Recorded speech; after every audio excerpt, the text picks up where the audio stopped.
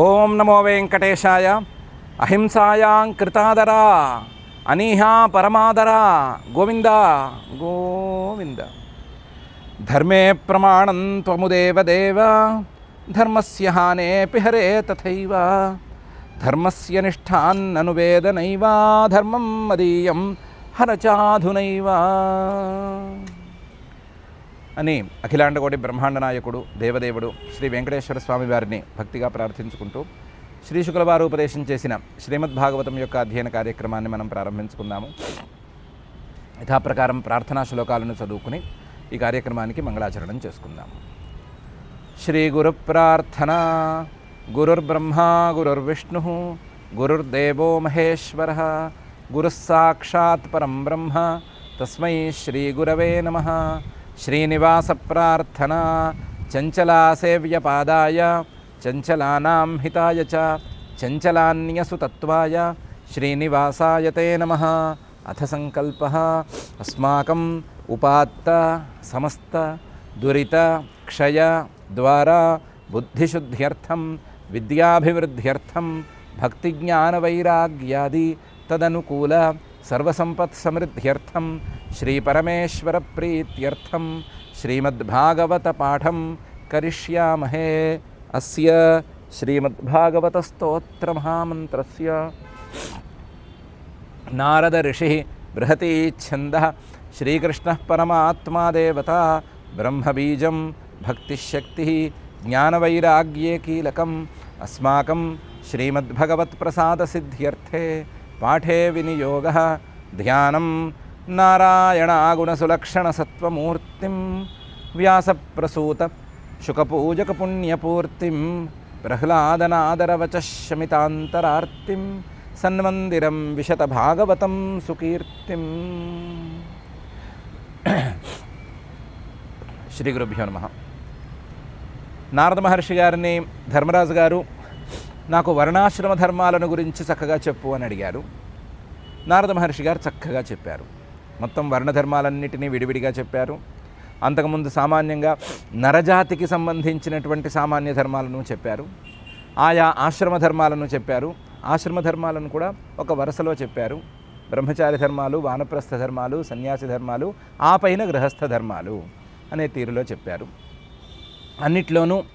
అన్నిట్లోనూ విశేషాలను చెప్పారు. అన్ని ధర్మాలు పరమాత్మతత్వజ్ఞానం వైపుకు మళ్ళేటట్లుగా వివరాలను చెప్పారు. చెప్పిన తర్వాత పై అధ్యాయం 15వ అధ్యాయం ప్రారంభించబోతూ 15వ అధ్యాయంలో మోక్ష ధర్మాలను మొత్తాన్ని సారభూతంగా చెప్పాలి అని సంకల్పించారు. ఆ సంకల్పం ప్రకారం ఈ 15వ అధ్యాయాన్ని ప్రారంభిస్తున్నారు.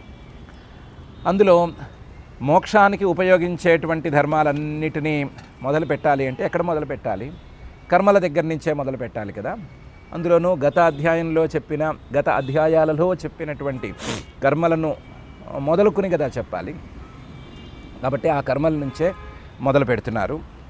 నారద ఉవాచ కర్మనిష్టా ద్విజా కేచిత్ తపోనిష్టా నృపాపరే స్వాధ్యాయేన్యే ప్రవచనే ఏకేచిత్ జ్ఞానయోగయో.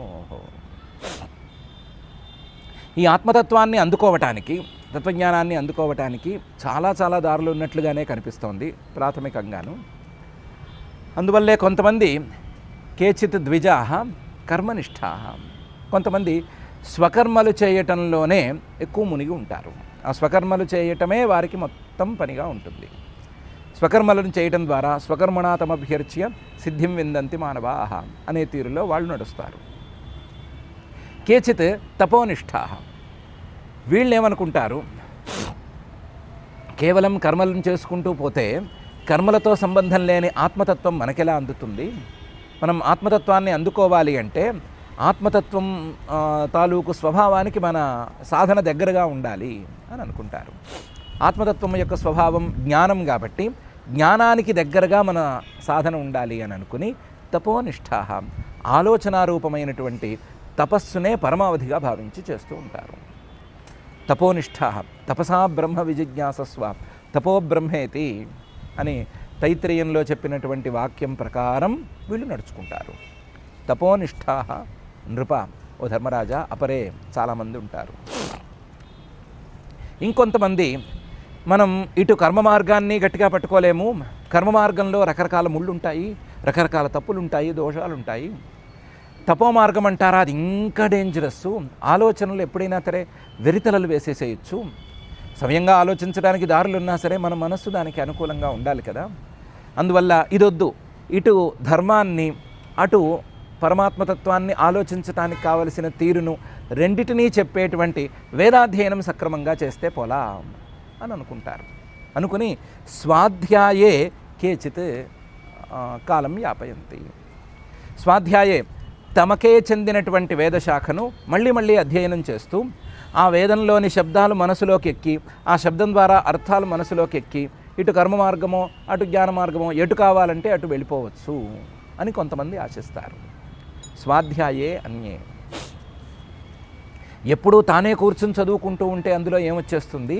కాబట్టి ఈ స్వాధ్యాయం అనే దాన్నే ప్రవచనే, పిల్లలకి అర్హులైనటువంటి పిల్లలకి అర్హులైనటువంటి వాళ్ళకి దీన్ని చెబుతూ దీన్ని ఇంకా మనం సాధన చేసుకుందాము అని ఇంకొందరు అనుకుంటారు. స్వాధ్యాయే అన్యే ప్రవచనే. వీళ్ళు స్వాధ్యాయ ప్రవచనే ఏవేతి నాకో మౌద్గల్య తద్ధి తపస్తద్ధి అనేటువంటి వాక్యాన్ని ప్రమాణంగా పెట్టుకుని ఐదర్ స్వాధ్యాయాన్ని అభ్యాసం చేసుకుంటూ ఉండటం ఆర్ ఇంకొకరికి చెప్తూ ఉండటం అనేటువంటి తీరులో నడుపుకుంటారు. వీళ్ళది ఒక దారి. ఏకేచిత్ చాలా తక్కువ మంది జ్ఞాన యోగయోహో, యోగ మార్గాన్ని జ్ఞాన మార్గాన్ని అనుసరించి జ్ఞానానికి చెప్పినటువంటి తద్విజిజ్ఞాసస్వ అని చెప్పినటువంటి తీరులో ఆ జ్ఞానానికి కావలసినటువంటి శ్రవణ మనన నిధిధ్యాసనాలు ఆ దారిలోకి వెళ్తారు. ఇంకొంతమంది యోగ మార్గంలో ప్రవేశిస్తారు. యోగ మార్గంలో అష్టాంగ యోగ మార్గాన్ని దాన్ని పట్టుకుంటారు. తాయి యోగమితి మన్యంతే స్థిరామింద్రియధారణం అప్రమత్తస్తదా భవతి యోగో హి ప్రభవాప్యయౌ అని వాక్యంలో చెప్పినట్లుగా యోగ మార్గాన్ని పట్టుకుని యోగ మార్గం ద్వారా తత్వాన్ని అందుకోవాలి అని ప్రయత్నం చేస్తారు.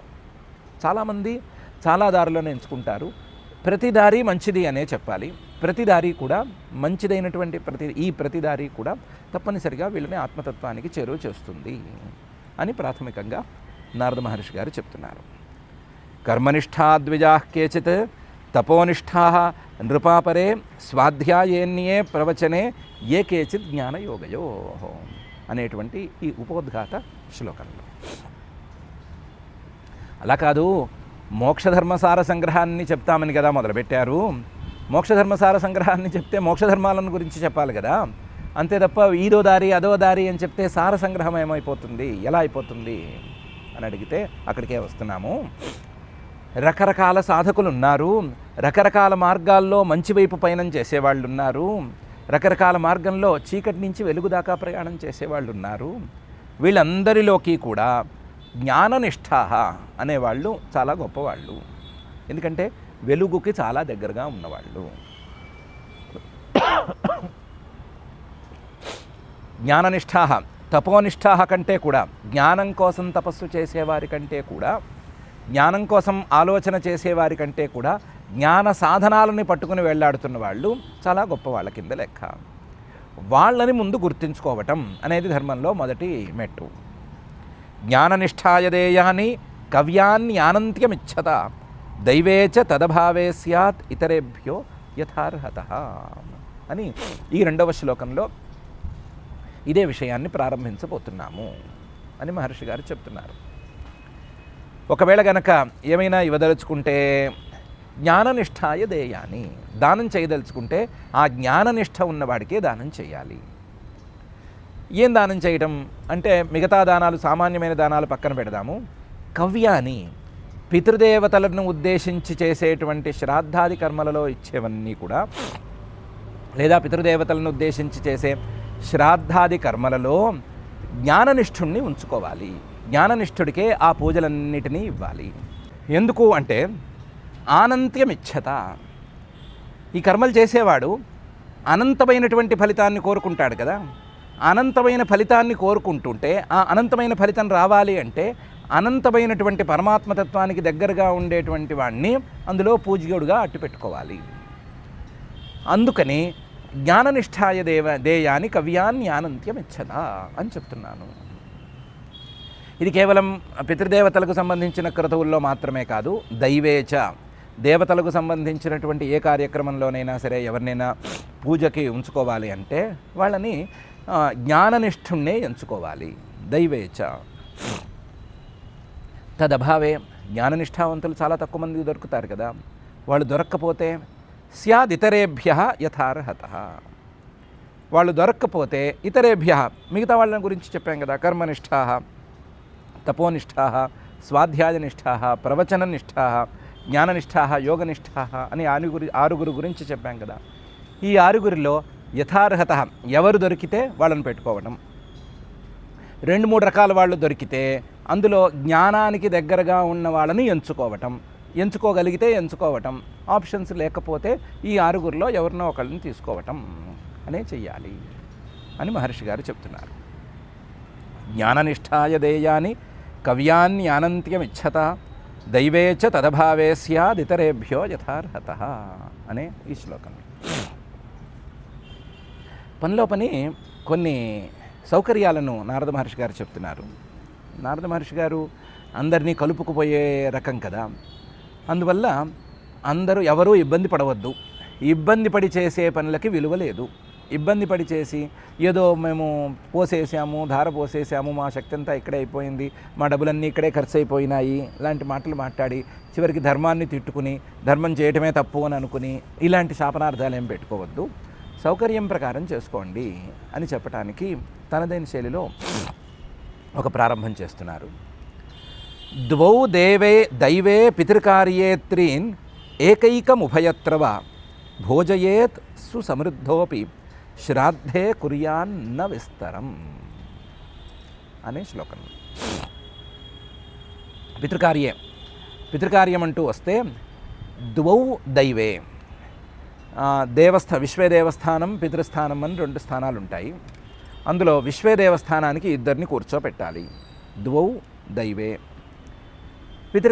పితృస్థానాల్లో 3 కూర్చోపెట్టాలి. ఎందుకంటే పితృదేవతలు 3 ఉంటారు. పితామహ ప్రపితామహులు అని 3 ఉంటారు. కాబట్టి 3 కూర్చోబెట్టాలి. ఒక్కొక్కరిని చొప్పున 3 కూర్చోబెట్టాలి. విశ్వేదేవతలు అనంతంగా ఉంటారు కానీ, అనంతావై విశ్వేదేవాహ అని ఉంటారు కానీ వాళ్ళలో 2 జాతుల వాళ్ళని మాత్రమే ఇక్కడ పిలుస్తారు. కాబట్టి ఒక్కొక్క జాతి వారికి ఒక్కొక్కరిని ప్రతీకగా, ఒక్కొక్క చోట దురిలోచన సంజ్ఞకాహ లేదా ఇంకో సంజ్ఞకాహ అని 2 జాతుల వాళ్ళని మాత్రమే పిలుస్తారు. ఒక్కొక్క జాతి వారికి ఒక్కొక్కరిని ప్రతీకగా 2 పెట్టుకోవాలి. మొత్తం మీద 2 అలాగే 3 అని పెట్టుకోవాలి. ఒకవేళ కుదిరితే ద్వౌ ఒక్కొక్కరికి ఇద్దరేసి మందిని కూడా పెట్టుకోవచ్చు. ఇద్దరు చొప్పును కూడా పెట్టుకోవచ్చు. అంటే విశ్వదేవస్థానంలో 4 పెట్టుకుని ఒక్కొక్క జాతి వారికి 2 చొప్పున 4 పెట్టుకుని, పితృస్థానంలో ఒక్కొక్క స్థానానికి 2 చొప్పున మొత్తం 6 కూడా పెట్టుకోవచ్చు. 10 మందిని కూడా పెట్టుకోవచ్చు. ద్వౌ దైవే పితృకార్యే త్రీన్ అని ఇది ప్రస్తావన. ఇలా వద్దు అనుకుంటే ఏకైకముభయత్రవ, దేవస్థానానికి 1, పితృస్థానానికి 1 అని ఒకే సంఖ్యలో పెట్టుకోవచ్చు. ఏకైకముభయత్రవ, ఒక్కొక్కరిని పెట్టుకున్నా చాలు. 2 లేదా 2 4 వేసి ఇలా పెట్టుకోవాల్సిన అవసరమేం లేదు. ఏకైకముభయత్రవ, ఒక్కొక్కరినే పెట్టుకోవచ్చు. భోజయేత్, వాళ్ళని ఆ స్థానంలో ఉంచి పూజ చేసి భోజయేత్, వాళ్ళకి చక్కగా సమృద్ధిగా భోజనం పెట్టాలి. నియమానుసారంగా భోజనం పెట్టాలి. ఇందులో సౌకర్యం ఏముంది అంటే సంఖ్య తగ్గించారనే సౌకర్యం ఉంది. దాంతోపాటుగా చెప్పదలుచుకున్న విషయానికి ఇది నాంది మాత్రమే. సుసమృద్ధోపి శ్రాద్ధే కుర్యాన్న విస్తరం. సుసమృద్ధోపి, బాగా డబ్బున్న వాళ్ళైనా సరే, చాలా సమృద్ధి ఉన్నా సరే, ఆసారి ఏదో చేతులు గలగల్లాడుతున్నా సరే, సుసమృద్ధోపి శ్రాద్ధం విషయంలో విస్తరం న కుర్యాత్, ఎక్కువ చేయకూడదు, హడావిడి ఎక్కువ చేయకూడదు, ఎక్కువ మందిని పిలవటం లాంటివి చేయకూడదు అని మహర్షి గారు అన్నారు. ఒకవేళ బాగా విస్తృతంగా చేస్తే ఈ 6, 4, 10 మందిని పిలుచుకోవటం, కుదరదు అనుకుంటే 3, 2, 5 మందిని పిలుచుకోవటం, లేకపోతే 1, 1, 2ని పిలుచుకోవటం. ఇందులో సాధ్యమైనంత వరకు 1, 1, 2 అనేదే ప్రశస్తం అని పెట్టుకుని విస్తరం చేయకూడదు, ఎక్కువ పెంచకూడదు అనే ఉద్దేశంతో ఉండటం అని చెయ్యాలి అని నారద మహర్షి గారు చెప్తున్నారు. ద్వౌ దైవే పితృకార్యేత్రీన్ ఏకైకముభయత్ర వా భోజయేత్ సుసమృద్ధోపి శ్రాద్ధే కుర్యాన్ న విస్తరం అనేటువంటి ఈ శ్లోకంలో శ్రాద్ధం లాంటి క్రియల్లో విస్తృతంగా చేయటం అంటూ ఏముంటుంది?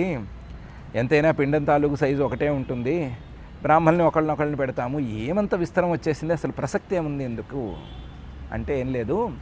ఇలాంటి కర్మలు ఏమైనా చేయదలుచుకుంటే శ్రాద్ధమనే కాదు, దైవ కార్యం కూడా ఉంది కదా, దైవ కార్యం లాంటి వాటిల్లో ఏమైనా చేయదలుచుకుంటే వెంటనే ఎవరిని పిలవాలి అనేది ప్రశ్న వస్తుంది. ఎవరిని పిలవాలి? వాళ్ళని వీళ్ళని పిలిస్తే బయట వాళ్ళకి పోతే నష్టం కదా, అందుకని మన వాళ్ళని పిలుద్దాము అనే మాట వస్తుంది. మన వాళ్ళు ఎవరు అంటే ఎవరో బావమరిదో లేకపోతే మామగారో ఎవరో ఒకళ్ళు వస్తారు.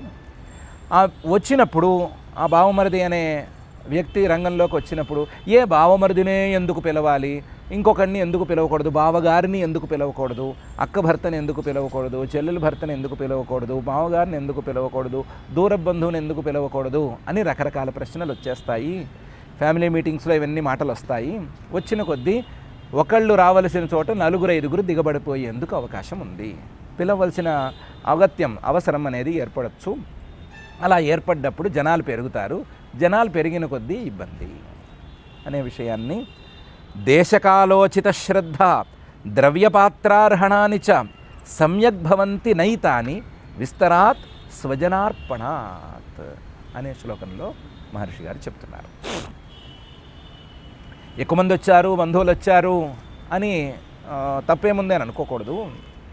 ఎక్కువ మంది వచ్చిన కొద్దీ దేశకాల ఉచిత శ్రద్ధ, ఆ ప్రదేశానికి తగ్గ శ్రద్ధ కలక్కపోవచ్చు, ఆ పుణ్యకాలానికి తగినంత శ్రద్ధ ఉండకపోవచ్చు. 10 మంది కలిసి కాశీ వెళ్ళి ఏదో చేసేద్దాం అని ప్రారంభిస్తే 10 మంది కాకపోతే 50 మంది అనుకుని వెళితే ఆ 50 మందిని సర్దుకుని వాళ్ళు ఎక్కడున్నారు, వీళ్ళేం మెట్టు దిగారు, వాళ్ళు ఏం చేస్తున్నారు, వాళ్ళు సరిగ్గా అన్నం తిన్నారా, వీళ్ళు కాఫీలు తాగారా అని ఆలోచిస్తూ కూర్చుంటే ఆ ప్రదేశానికి ఇవ్వవలసిన గౌరవం ఇవ్వలేకపోవచ్చు, ఆ పుణ్యకాలానికి ఇవ్వగలిగినటువంటి గౌరవం ఇవ్వలేకపోవచ్చు. దేశకాలోచిత శ్రద్ధ అది హుళక్కనొచ్చు, అది వెళ్ళిపోవచ్చు. ద్రవ్యపాత్ర అర్హణానిచ, ద్రవ్యాలు సరి అయిన ద్రవ్యాలు అందరికీ ఇవ్వలేకపోవచ్చు, అందరూ పాత్రులు కాకపోవచ్చు, లేకపోతే అర్హణం పూజ అనేది అందరికీ సమానంగా ఇవ్వలేకపోవచ్చు, లేదా ఎవరెవరికి ఏ స్థాయిలో పూజలు అందాలో ఆ స్థాయిలో పూజలు చేయలేకపోవచ్చు. కాబట్టి ద్రవ్య పాత్ర అర్హణానిచ సమ్యక్ భవంతి నైతాని, ఇవేమీ సరిగ్గా సాగవు. ఎప్పుడు విస్తరం అనేది ఎక్కువ చేసినప్పుడు, ఆ విస్తరం ఎందుకు చేశాము? స్వజనార్పణాత్, మనవాళ్ళకే అందాలి, మనవాళ్ళనే పిలుచుకోవాలి అని అనుకుని చేశాము. మనవాళ్ళనే పిలవాలి అని అనుకుని ఆ మనవాళ్ళు కాస్త 1-4 తోడై పెరిగితే, విస్తరం అనేది పెరిగితే ఆ విస్తరం వలన ఇవన్నీ పోయి ఇదేది కార్యక్రమం సవ్యంగా సాగకుండా పోతుంది. అందువలన మనవాళ్ళనే పిలవాలి అని అనుకోకూడదు. లేదా రెండింటినీ విడివిడిగా చూసుకుంటే హడావిడి చేసి 10 మంది వస్తే కానీ నాకు అసలు తోచదు, సాగదు, 10 మంది చూడకపోతే నేను అసలు ఏ పూజ చేయలేను అని అనుకుని పిలవటం కానీ, లేదా మన వాళ్ళందరూ వస్తే కానీ నాకేమీ సాగదు అని అనుకోవటం కానీ అస్సలు చేయకూడదు. శ్రద్ధంతా, దృష్టంతా కూడా కేవలం ఆ కార్యక్రమం మీదే, ఆ పుణ్యకాలం మీదే, ఆ పుణ్యప్రదేశం మీదే, చేయవలసినటువంటి కర్మ మీదే పూర్తిగా పెట్టాలి. శ్రద్ధంతా దాని మీదే ఉండాలి. అలా శ్రద్ధంతా దాని మీదే ఉండేటట్లుగా మినిమం ఎంత కావాలో అంతమందినే పిలుచుకోవాలి అని స్పష్టంగా చెప్పేస్తున్నారు మహర్షి గారు. పితృకార్యాలైనా అంతే, దైవ కార్యాలైనా అంతే. వినటానికి కటువుగా ఉన్నా ఇది నిజం. సమ్యక్ భవంతి నైతాని, అందరూ పొలమంటూ పడి వచ్చి అందరూ తలా వైపు దాన్ని లాగుతుంటే కార్యక్రమం కూడా ఏమి సవ్యంగా సాగదు. కాబట్టి దైవ కార్యాలు, పితృకార్యాలు మినిమం మనుషులతోనే చేసుకోవాలి అని మహర్షి గారి మాట చాలా ప్రాక్టికల్, నిజమైనటువంటి మాట. దేశకాలోచిత శ్రద్ధ ద్రవ్యపాత్రార్హణాని చ సమ్యక్ భవంతి నైతాని విస్తరాత్ స్వజనార్పణాత్. దేశే కాలే చ సంప్రాప్తే మున్యన్నం హరిదైవతం శ్రద్ధయా విధివత్ పాత్రే న్యస్తం కామధుగక్షయం. ఇది కాక మనుషులకు ఉండేటువంటి ఇంకొక వీక్నెస్, చేయాలని తొందరపడి అనుకోరు కానీ చేసిన దగ్గర నుంచి హడావిడి చేయాలని అనుకుంటారు. నలుగురికి భోజనం పెట్టాలని అనుకోరు, కానీ భోజనం పెడితే మాత్రం అబ్బో ఐటమ్స్ చాలా ఉండాలని అనుకుంటారు. ఐటమ్స్ చాలా ఉండాలి, అందులో చాలా చాలా ఉండాలి, మసాలాలు ఉండాలి, ఫ్రైస్ ఉండాలి, స్వీట్స్ ఉండాలి, హాట్స్ ఉండాలి. ఇన్ని స్వీట్స్ లేకపోతే అసలు పెళ్లి భోజనం అనే దానికి విలువే లేదు. ఆ పెళ్ళి భోజనంలో ప్లేట్కి ఎంత ఇచ్చాము అని చెప్పుకోవాలి, హడావిడి చేసుకోవాలి, మేమే అందరికంటే ఎక్కువ ఇచ్చామని చెప్పుకోవాలి అని రకరకాలుగా దాన్ని పాడు చేసుకుంటారు. ఇది అన్ని కార్యక్రమాలకు జనరల్గా సంబంధించిన మాట కాబట్టి అన్ని కార్యక్రమాలు ఇలాగే చేసేస్తారు. కానీ ఆ హడావిడి వల్ల ఉపయోగం లేదు. ఆ హడావిడి వల్ల ఒకవేళ ద్రవ్యశుద్ధి అనేది సరిగ్గా ఉండకపోతే పోవచ్చు, దానివల్ల నష్టం ఎక్కువ కలగవచ్చు. దేశే కాలే చ సంప్రాప్తే, ప్రదేశం చాలా విలువైందయ్యుండి కాలం చాలా పుణ్యకాలం అయితే గనక మున్యన్నం, ఏదో హడావిడి చేసి ఏదో హడావిడి చేయక్కర్లేదు. మున్యన్నం, మునులు తినేటువంటి అరణ్యంలో పెరిగే ధాన్యాలతో ఏదైనా చిన్నగా చేసినా కూడా చాలు. అందులోనూ హరిదేవతం, శ్రీహరికి సమర్పించినది ఏదైనా, సమర్పించడానికి యోగ్యమైనది ఏదైనా చాలు, చిన్న ద్రవ్యమైనా చాలు, చిన్న స్థాయిలోనైనా చాలు, అది అనంతమైనటువంటి ఫలితాన్ని ఇస్తుంది. శ్రద్ధగా చేస్తే, విధివత్ ప్రాప్తే, విధి ఆయా కార్యక్రమాలకు విధానం ఏముందో దాని ప్రకారం గనక చేసుకున్నట్లయితే న్యస్తం, ఆ కార్యక్రమాల్లో ఉంచినటువంటి ఆయా అన్నం కామధుకు, కోరిన కోరికలను తీరుస్తుంది, అక్షయంగా నిలబడి ఉంటుంది. హడావిడి చేసినందువల్ల ఉపయోగం లేదు. హడావిడి కంటే ద్రవ్యశుద్ధికి, ద్రవ్యం తాలూకు విలువకి ఎక్కువ ఇంపార్టెన్స్ ఇవ్వాలి. దాని ప్రకారం మున్యన్నం, మునులు తినేటువంటి, మామూలుగా మనలాంటి వాళ్ళు తిననటువంటి ధాన్యాలను ఉపయోగించినా పర్వాలేదు, అలా అయినా పర్వాలేదు, కానీ అందులో శ్రద్ధ ఉండాలి. శ్రీహరికి సమర్పించడానికి తగిన యోగ్యత ఆ వస్తువుకు ఉండాలి, అంటే కాస్త మడి మంగళం లాంటివన్నీ ఉండాలి దానికి తోడు విధివత్, ఆ కార్యక్రమం మొత్తం విధిగా సాగాలి. పితృకార్యమైన దైవకార్యమైన విధివత్ సాగాలి. సాగినప్పుడే అది అనంతమైన ఫలితాన్ని ఇస్తుంది, కోరిన కోరికలను తీరుస్తుంది, అక్షయంగా నిలుస్తుంది అని మహర్షి గారు చెప్తున్నారు.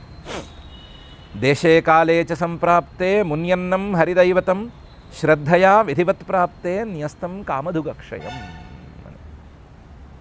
ఈ రెండు శ్లోకాల్లోనూ, పోయిన శ్లోకంలోనూ ఈ శ్లోకంలోనూ వచ్చే మనుషులు వాడేటువంటి ద్రవ్యాలు ఈ రెండు హడావిడిగా ఉండవలసిన అవసరం లేదు అనే మాట చెప్పారు. వచ్చేవాడు మనుషులు చాలామంది రావాలని ఏం లేదు, వచ్చే వాళ్ళందరూ మనవాళ్లే రావాలనేమీ లేదు. ఏదో ప్రతి నోములోనూ ఈ వాయనం తల్లికే ఇవ్వాలి, ఈ వాయనం కూతురికే ఇవ్వాలి అనేటువంటి నియమం ఏమీ లేదు. అది సౌకర్యార్థం, కాస్త వాయనంలో చీర దాని విలువ పెరిగితే మన వాళ్ళకి కాక పరై వాళ్ళకు వెళ్ళకూడదు అనే ఉద్దేశంతో తెచ్చిందే తప్ప అందులో ప్రత్యేకించిన విశేషం అంటూ ఏమీ లేదు. స్వజనం పరజనం అంటూ ఏమీ లేదు. హడావిడి లేకుండా చాలా తక్కువ స్థాయిలో కేవలం శుద్ధినే దృష్టిలో పెట్టుకుని, వ్యక్తుల శుద్ధి అలాగే వస్తువుల శుద్ధి ఈ రెండింటినీ దృష్టిలో పెట్టుకుని ఈ కార్యక్రమాలు చేయాలి అని మహర్షి గారు చెప్తున్నారు. చెప్తూ వస్తుతః దేవర్షి పితృభూతేభ్యః ఆత్మనే స్వజనాయ చ అన్నం సంవిభజన్ పశ్యేత్ సర్వం తత్పురుషాత్మకం అని మాత్రం గుర్తుపెట్టుకోవాలి అని చెప్తున్నారు. ఏ కార్యక్రమమైనా సరే, దేవతలను ఉద్దేశించి చేసేటువంటి దేవతా పూజ అయినా కావచ్చు, ఋషులకి ఋషి పంచమి మొదలైన వాటిల్లో ఋషులకు పూజ చేస్తారు కదా, ఆ పూజ అయినా కావచ్చు, ఋషి పితృదేవతలను ఉద్దేశించి చేసేటువంటి పితృకార్యాలైనా కావచ్చు, భూతేభ్య మామూలుగా మనుషుల్ని ఉద్దేశించి చేసేటువంటి మానవులందరికీ చేసే మానవ కార్యక్రమాలైనా కావచ్చు, గెట్ టుగెదర్ లాంటివైనా కావచ్చు, దేవ ఋషి పితృభూతేభ్య ఆత్మనే తాను తినడానికి కూడా కావాలి కదా, తాను తినడానికైనా కావచ్చు, స్వజనాయచ అన్నిట్లోనూ తన వాళ్ళని పిలవకూడదు అనేటువంటి నియమం ఏమీ లేదు. స్వజనాయచ పనికొచ్చేవాడైతే తన వాడిని కూడా పిలుచుకోవచ్చు, తన మనుషులను కూడా పిలుచుకోవచ్చు, ఆ స్వజనులకు పెట్టడానికైనా కావచ్చు, ఏదైనా కావచ్చు. అన్నం సంవిభజన్ పశ్యేత్, వాళ్ళకి పెట్టేటువంటి ఆహారమైనా, వాళ్ళకి సమర్పించేటువంటి ఆ పూజా ద్రవ్యాలైనా వీటన్నిటినీ కూడా వాళ్ళకి సమర్పిస్తూ సంవిభజన్ పశ్యేత్ సర్వం తత్పురుషాత్మకం, అంతా కూడా పురుషమయమే, అంతా కూడా ఆ పరమేశ్వరమయమే, ఆ పరమాత్మతో కలగలిసే ఉంది అనేటువంటి భావన చేయాలి. అలా చేస్తే దానికి విలువ ఉంటుంది, లేకపోతే విలువ అనేది ఉండదు అని మహర్షి గారు చెప్తున్నారు. దేవర్షి పితృభూతేభ్య ఆత్మనే స్వజనాయ చ అన్నం సంవిభజన్ పశ్యేత్ సర్వం తత్పురుషాత్మకం అనే ఈ శ్లోకంలో సర్వం తత్పురుషాత్మకం అంటే బ్రహ్మార్పణం బ్రహ్మహవి బ్రహ్మాగ్నౌ బ్రహ్మణాహుతం బ్రహ్మైవ తేన గంతవ్యం బ్రహ్మకర్మ సమాధినా అని చెప్పలేదు. ఆ చెప్పినటువంటి అంశాన్నే ఇక్కడ కూడా చెప్తున్నారు. ఇంకా కూడా కొన్ని అంశాలు ఉన్నాయి, ఇంకా కూడా కొన్ని శ్రాద్ధాదుల్లో నిషేధాలు చెప్తున్నారు. వాటిని మనం చర్చించుకోవాలి. ఇప్పటికి సమయం కూడా ఎక్కువ కాలేదు, కానీ వెలుగు తగ్గిపోయింది. వెలుగు తగ్గిపోతే ముందస్తు జాగ్రత్తగా లైట్లను తెచ్చిపెట్టుకుంటే లైట్లు వెలగటానికి వీలుగా కావాల్సిన కరెంట్ ఇప్పుడే పోయింది. అందువల్ల ఆ వెలుగు రావట్లేదు, సూర్యుడి వెలుగు తగ్గిపోయింది. అయితే సూర్యుడి వెలుగు తగ్గిపోయేదాకా రికార్డు చేయకుండా ఏం చేసావని ప్రశ్న మాత్రం వేయకూడదు, ఎవరు వేయకూడదు. ఆ ప్రశ్న ఎవ్వరూ వేసుకోవద్దు. వెలుగు తగ్గిపోయింది, లైట్లు వేసుకుందామంటే కరెంటు పోయింది. ఈ లోపల చేసినా బయట చేసినా ఈ కష్టం సమానంగానే ఉంది. కాబట్టి ప్రస్తుతానికి ఈ కారణం వల్ల ఈ రోజుకి ఇక్కడ ఆపుకుని పారాయణ కార్యక్రమం చేసుకుందాము. ఇంకా సారం పూర్తిగా మన పట్టులోకి రాలేదు, పిండటానికి వీలైనంత ఇది మనం చెప్పుకోలేదు. కాబట్టి ఇంకా సారాన్ని గురించి చర్చించుకోవడానికి టైం ఉంది. ముందుగా మనం చేసేటువంటి పనులలో ఉన్నటువంటి తప్పులు, వాటిని గురించి ఆలోచించుకోవచ్చు. మన వాళ్ళకే ఎక్కువ వెళ్ళాలి, మనం ఏ పని చేసినా హడావిడిగా ఉండాలి, ఎక్కువ కష్టాలు ఉండాలి. కరెంట్ వచ్చింది కానీ ఒకసారి కమిట్ అయితే మళ్ళీ మన మాట మనమే వినకూడదు. అందుకని ఆపుకోవటమే ఉత్తమం. సారం సంగతి ఎలా ఉంచితే, మనం చేసే తప్పులన్నీ కూడా హడావిడి ఎక్కువ, లేదా మన వాళ్ళే రావాలి, ఎవరికో వేరే వాళ్ళకి ఇస్తే నష్టం వచ్చేస్తుంది, లేదా మన మొహమాటం అనేది మరొక చోట నిలబడదు, ఇలాంటి భావాలు ఎన్నెన్నో ఉన్నాయి. ఈ తప్పులన్నీ నడుస్తున్నాయి. ఆ తప్పులన్నీ ఏమీ నడవకుండా ఉంచుకునేందుకు దారి చూసుకోమని మహర్షి గారి సలహా ఒకటి విలువైన సలహా, దాన్ని చూసుకోవాలి. దాంతోపాటుగా ఏం చేసినా సరే సర్వం తత్పురుషార్పణం అనేటువంటి బుద్ధితో చేయాలి. సర్వం తత్పురుషార్పణం, ఆ పరమేశ్వరుడికే సమర్పణ అనే దృష్టితో చేయాలి అనేటువంటి భావనను కూడా మనం దృష్టిలో ఉంచుకొని సత్కర్మలను శ్రద్ధగా చేసుకుని తత్వజ్ఞానానికి చేరువయ్యేందుకు ప్రయత్నం చేసుకోవాలి అనేటువంటిది ప్రాథమికమైన విషయం. ఆ ప్రాథమికమైన విషయాన్ని గుర్తుంచుకొని మనం అడుగులు వేసుకుందాం. ప్రస్తుతానికి శ్రద్ధగా పారాయణ కార్యక్రమం చేసుకుందాం. మనల్ని అటువైపు నడిపించవలసిందిగా ఆ అఖిలాండకోటి బ్రహ్మాండ నాయకుడు దేవదేవుడు శ్రీ వెంకటేశ్వర స్వామి వారిని భక్తిగా ప్రార్థించుకుందాం. అథ శ్రీమద్భాగవతే పారమహంస్యాం సంహితాయాం సప్తమస్కంధే పంచదశాధ్యాయే శ్లోకాః. శ్రీనారద ఉవాచ కర్మనిష్ఠా ద్విజాః కేచిత్ తపోనిష్ఠా నృపాపరే స్వాధ్యాయేన్యే ప్రవచనే ఏకేచిద్ జ్ఞానయోగయోః జ్ఞాననిష్ఠాయ దేయాని కవ్యాన్యానంత్యమిచ్చత దైవే చ తదభావే స్యాత్ ఇతరేభ్యో యథార్హతః ద్వౌ దైవే పితృకార్యే త్రీన్ ఏకైకముభయత్ర వా భోజయేత్ సుసమృద్ధోపి శ్రాద్ధే కుర్యాన్న విస్తరం దేశకాలోచిత శ్రద్ధా ద్రవ్యపాత్రార్హణాని చ సమ్యక్ భవంతి నైతాని విస్తరాత్ స్వజనార్పణాత్ దేశే కాలే చ సంప్రాప్తే మున్యన్నం హరిదైవతం శ్రద్ధయా విధివత్పాత్రే న్యస్తం కామధుగక్షయం దేవర్షి పితృభూతేభ్యః ఆత్మనే స్వజనాయ చ అన్నం సంవిభజన్ పశ్యేత్ సర్వం తత్పురుషాత్మకం. ఇది శ్రీమద్భాగవతే పారమహంస్యాం సంహితాయాం సప్తమస్కంధే పంచదశాధ్యాయే శ్లోకాః. అథ క్షమా ప్రార్థనా యదక్షరపదభ్రష్టం మాత్రాహీనం చ యద్భవేత్ తత్సర్వం క్షమ్యతాం దేవ నారాయణ నమోస్తుతే. అథ భగవత్సమర్పణం కాయేన వాచా మనసేంద్రియైర్వా బుద్ధ్యాత్మనా వా ప్రకృతే స్వభావాత్ కరోమి యద్యత్ సకలం పరస్మై నారాయణాయేతి సమర్పయామి. అథ లోకక్షేమ ప్రార్థనా సర్వే భవంతు సుఖినః సర్వే సంతు నిరామయాః సర్వే భద్రాణి పశ్యంతు మా కశ్చిద్దుఃఖభాగ్ భవేత్. అథ మంగళం శ్రియః కాంతాయ కళ్యాణ నిధయే నిధయేర్థినాం. శ్రీవేంకటనివాసాయ శ్రీనివాసాయ మంగళం.